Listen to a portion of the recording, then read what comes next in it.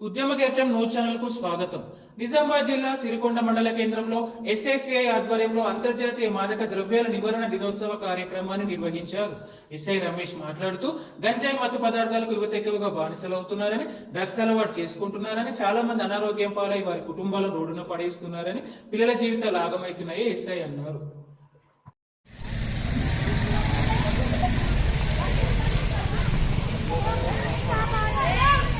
Oh,